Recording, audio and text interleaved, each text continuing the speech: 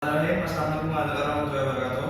Waalaikumsalam warahmatullahi wabarakatuh. Perkenalkan, kita dari kelompok 2 yang mempresentasikan mengenai konsep teori dan strategi pemberdayaan serta pengembangan komunitas secara mandiri dan bertanggung dengan kelompok yang diisi oleh saya, Prof. Fransa dan Rasulullah Cindy Ibu Setiawati. Yang terakhir dan berperan 5. Next.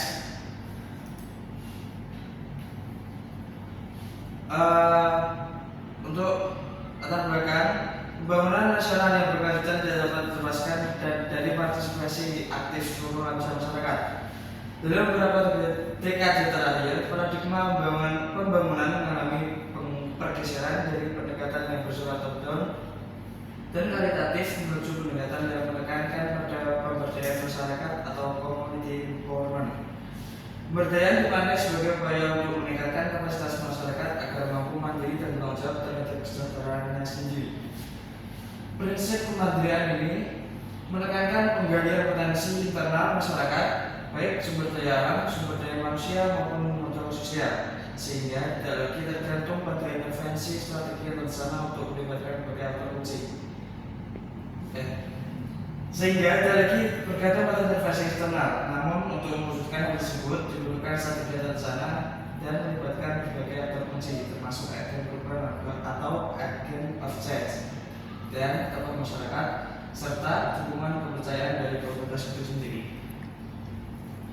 Untuk rumusan masalahnya kita mendapatkan 4 poin. Yang pertama ada konsep dan teori serta strategi pemberdayaan komunitas mandiri. Selanjutnya proses perubahan kesadaran masyarakat, peran agen dan tokoh kunci serta bagaimana rancangan strategi untuk memperkenalkan dan membangun kepercayaan masyarakat terhadap program pendidikan. Selanjutnya akan dijelaskan oleh teman saya. Selanjutnya konsep pemberdayaan masyarakat. Pemberdayaan biasanya memiliki dua sisi penting, yaitu enabling atau menciptakan suasana atau iklim yang memungkinkan potensi masyarakat berkembang. Yang kedua ada empowering atau memperkuat potensi atau daya yang dimiliki masyarakat. Masyarakat perlu diberikan ruang untuk mengembangkan potensi yang dimiliki sekaligus dukungan agar potensi tersebut bisa dimanfaatkan secara optimal.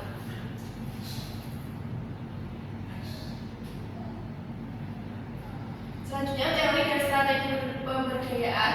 Teori pemberdayaan menurut Suharto 2017 memiliki 5 pilar utama, yaitu kemungkinan atau enabling, menciptakan iklim yang mendukung potensi masyarakat berkembang. Yang kedua penguatan atau empowering, yaitu meningkatkan kemampuan masyarakat melalui pelatihan, pendidikan dan akses sumber daya. Yang ketiga perlindungan atau protective, yaitu menjaga kelompok lemah agar tidak dieksploitasi.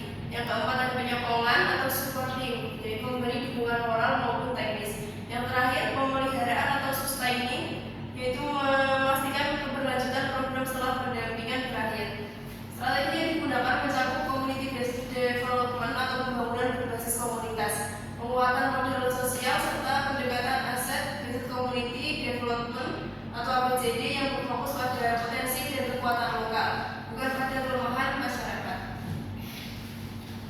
Proses dan bentuk perubahan masyarakat. Perubahan masyarakat dalam konteks pemberdayaan bersifat terencana atau creative change dan berlangsung secara bertahap. Prosesnya meliputi 4 tahapan penting. Yang pertama ada penyadaran atau consciousness raising. Masyarakat menyadari potensi dan masalah yang dihadapi. Yang kedua pengayaan atau enlistment, yaitu hasil pemberdayaan mulai dirasakan dan masyarakat menjadi lebih mandiri.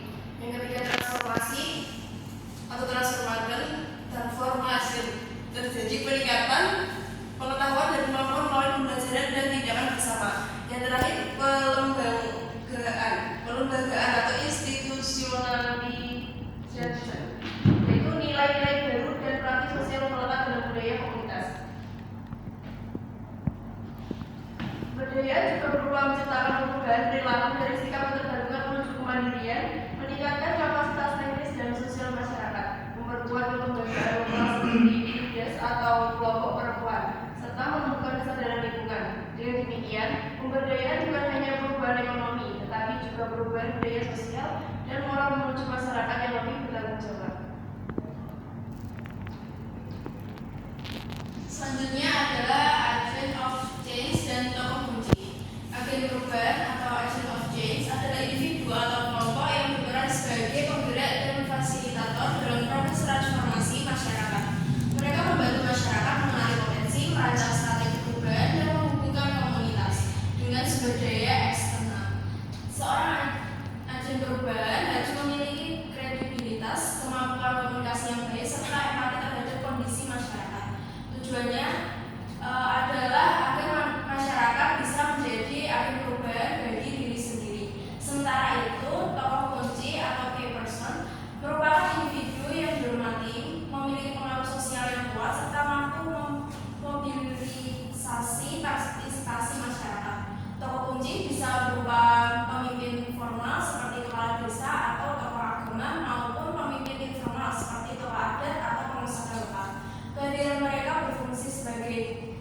jembatan antara masyarakat dan agen perubahan untuk memastikan ide-ide pemberdayaan dapat diterima, dijalankan, dan berkelanjutan.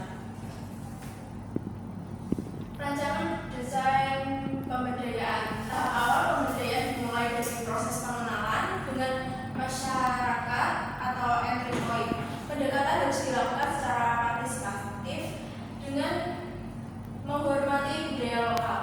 Agen perubahan sebaiknya memulai dengan tahap listening phase, yaitu mendengarkan aspirasi masyarakat bukan langsung memberikan solusi. Pendekatan formal melalui aparatur desa dan informal melalui kegiatan sosial seperti gotong royong atau arisan yang dapat digunakan untuk membangun kedekatan. Kepercayaan masyarakat perlu dibangun melalui integritas, konsistensi, transparansi, dan partisipasi nyata. Program harus memberikan hasil cepat, win-win, agar masyarakat melihat bukti nyata dari proses yang dijalankan. Dukungan tokoh lokal dan penghargaan terhadap kearifan lokal menjadi fondasi penting agar masyarakat merasa memiliki program tersebut.